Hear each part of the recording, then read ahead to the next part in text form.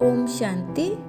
श्रीमद् भगवत गीता भगवान द्वारा गाया हुआ मधुर गीत है। गीता को माता की उपमा दी गई है क्योंकि माता का कार्य होता है अपने बच्चों में अच्छे संस्कारों का सिंचन करना। गीता भी पूरी मानव जाति के लिए अच्छे संस्कारों का सिंचन करने का कार्य करती है। परंतु गीता ज्ञानदाता कौन है? हम सब आज तक यही सुनते आए कि गीता का भगवान श्री कृष्ण है। परंतु गीता के भगवान कहते हैं कि मैं निराकार हूँ, मुझे दिव्य चक्षुओं द्वारा ही देखा जा सकता है। मेरा जन्म दिव्य और अलौकिक है। मुझे कोटों में कोई में कोई पहचानता है।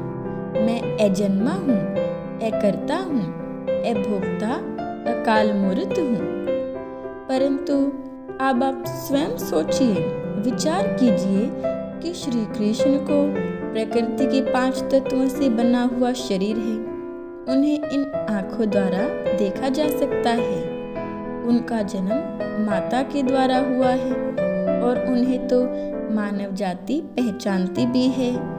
उन्होंने कर्म भी किए, शिक्षा भी प्राप्त की और उनकी मृत्यु भी हुई। अब जरा सोचिए कि उपयुक्त वाक्यों का उच्चारण करने वाला कौन है? और गीता के हर श्लोक में भगवान वाच लिखा हुआ है। वो सर्वोच्च शक्ति है, सर्वोपरि है। गीता में यह भी लिखा है, यदा यदा हि धर्मस्य ग्लानिर्भवति भारत, अर्थात जब जब धर्म की अति ग्लानि होती है तब तब मैं इस सृष्टि पर सत्य धर्म की स्थापना करने आता हूँ। गीता में लिखा है, भगवानुवाच, देह और देह के सब संबंधों को भूल मुझ एक को याद करो। गीता में लिखा है, जब धर्म की अति ग्लानि होती है तब मैं साधारण बूढ़े तन में प्रवेश कर सत्य धर्म की स्थापना करता हूँ। गीता का भगवान निराकार शिव है।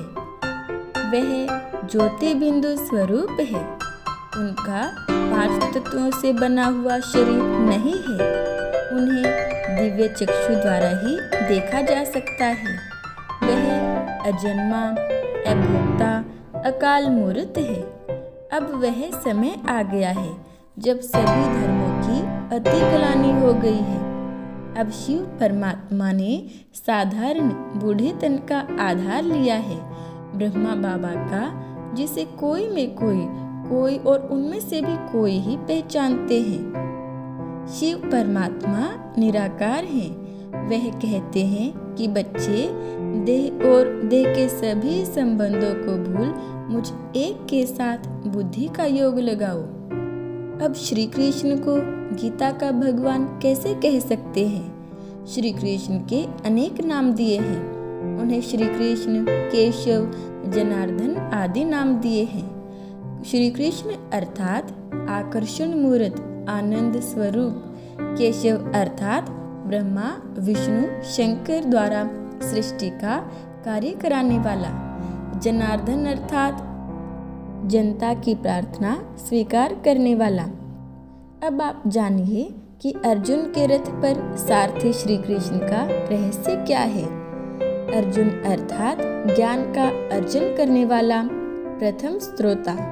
रथ अर्थात शरीर को आत्मा का रथ व वस्त्र भी कहा गया है, जिसके 5 घोड़े अर्थात 5 कर्मेंद्रियां हैं, आँख, नाक, मुख, हाथ, कान आदि। सारथी अर्थात एक ही रथ पर 2 आत्माओं का सवार होना। निराकार शिव बाबा ब्रह्मा बाबा के तन का आधार ले गीता का ज्ञान देते हैं। उन्हें ही ब्रह्मा, अर्जुन या भागीरथ कहते हैं। भागीरथ अर्थात भाग्यशाली रथ। गीता के भगवान शिव परमात्मा अभी इस कलयुग के अंत में गीता का सच्चा ज्ञान हमें सुना रहे हैं और परमात्मा अपने ब्रह्मा मुख वंशावली ब्राह्मणों के साथ सृष्टि परिवर्तन का दिव्य कर्तव्य कर रहे हैं।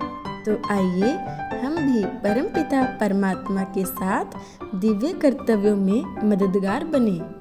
ओम शांति।